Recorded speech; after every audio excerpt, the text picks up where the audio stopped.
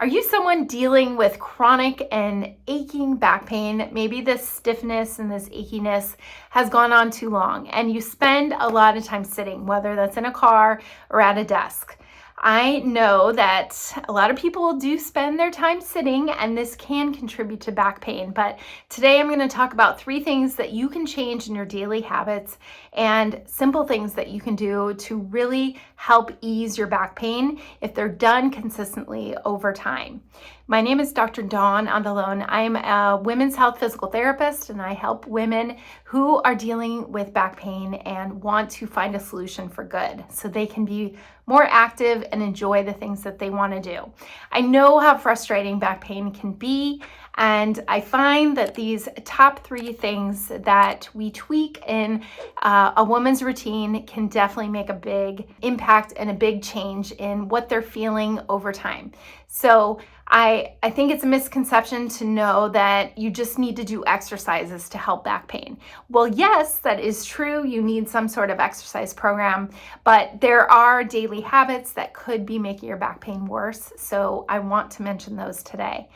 And if you're someone who is undergoing some pretty significant back pain or it's just not getting better, you definitely want to get screened by a doctor first and get some tests done. If you're having any numbness or tingling down the legs, if you're having any leg weakness or numbness in the saddle region between your legs, those are big red flags that something deeper could be going on.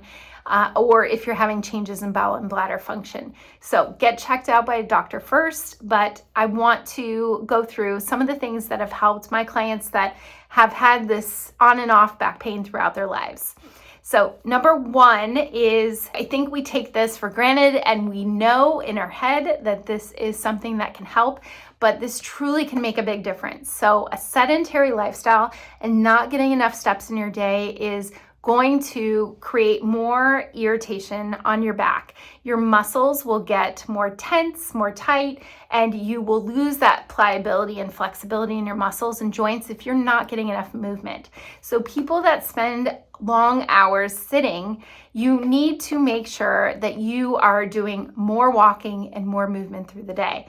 And what is that number? Well, it might just depend on you, but if you keep your pedometer or your phone with you and you can track your steps through the day, a good way to do it is making sure you're just increasing that step count every day. So for some people that may just be starting at 500 steps a day, 1,000 steps a day. Can you increase it every day so it shows that you're getting more movement? And how does this help? Well, you're going to bring more blood flow and circulation to the muscles. This is going to help ease the aching and stiffness, and it also will boost your metabolism and help with any weight loss as well because you are getting more movement. So that is the number 1 thing that I see with people with back pain, that they admit it, they have not been as active as they would like. And so adding in more steps to your day can be a huge benefit to helping with back pain.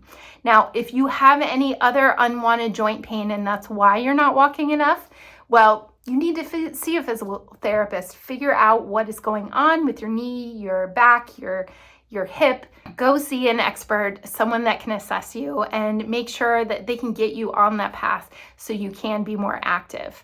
I think it's also important to note that if you are sitting throughout the day, that the second thing that can help you the most is creating a standing environment and switching back and forth. I know this is not the case if you spend a lot of time driving, but maybe you can switch off and carpool with someone else, or if you're driving kids around, can you switch with another parent? Can you try to eliminate how much you're in the car by changing your schedule and having some help or talking to other people to see how you don't have to be in the car all the time. Another way is, if you're sitting at a desk all day, is investing in a standing desk or changing up your workstation. This is also huge because it's been shown that you will burn more calories if you are standing more. And if you're switching back and forth between a standing desk and sitting, this is also going to eliminate that extra stress and pressure on your spine that happens when you're in a sitting position. Research has shown that the more compression on your spine happens in a sitting position, especially an unsupported sitting position. So if you are sitting, you want to have a lumbar support, have a pillow behind your back, something of support for that small of your back. So therefore your muscles don't have to do the work all the time, and you won't get as much compression on your joints and your discs in your lower back. So switching between a standing desk, I have seen a huge improvement with the clients that I have that are dealing with some neck, upper back, or even lower back pain. There is a modification too for your standing posture that I want to show you that can make also a huge difference and take stress off your lower back. So I'm gonna pretend like I have a standing desk in front of me, but you can see my hips and pelvis in this video frame. So I will show you what I changed. So most people stand with their feet next to each other, and they're standing like this with their feet like that. Well, if you make one foot just slightly in front of the other foot in like a staggered stance, so it looks like that, then therefore you're gonna put less stress on your lower back, and you can actually line your pelvis up in a more neutral position. And lining your pelvis up in a better position is going to take stress off your lower back. This can be one position, you stay there for a little while. You can also shift your weight back and forth.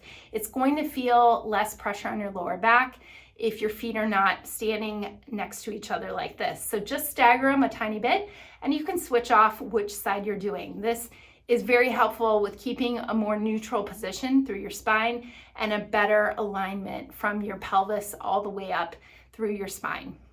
Okay, the next thing that can be very beneficial for easing back pain and a habit that you can create throughout the day is drinking more water, drinking more fluids that are going to be hydrating for your body. And how does this help? Well, your discs in your spine are actually made up of water. And so if you're creating more hydration through your muscles and your joints, you are gonna move better, you're gonna feel less stiff and achy. And hydration is super important for easing lower back pain. So I could give you thousands of exercises that do help with easing back pain, but I think it's best to find the exercises that work best for you. So those are the top 3 things that don't have to do with exercise that can definitely help ease your back pain if you're paying attention to them consistently and trying to improve them on a daily basis.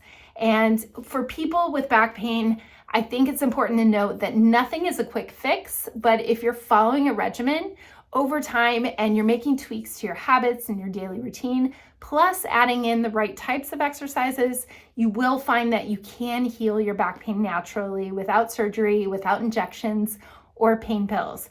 So my job is to teach you the things to help you empower your body and feel your best. So that is what I've found with the clients that I've seen, the top 3 things that help them the most. So the top 3 things is, the first thing is going to be finding a way to increase your movement throughout the day, getting more steps in, not being as sedentary.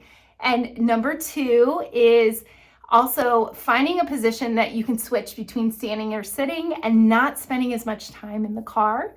And number 3 is hydration, adding more healthy fluids to your diet. I'm not talking about more coffee or more soda, but things like water or electrolytes, things that are going to be more hydrating, or even coconut water. And that way you can lubricate your joints, help your discs in your back, and help the muscles and everything work a lot better. So I hope you found this helpful. If you would like, please hit subscribe. I release new videos every week, and I would love to help you learn more about your body. There's other videos related to common women's health topics, and I would love if you went back and watched some of those. So thanks for listening. I hope you learned something. Have a great day.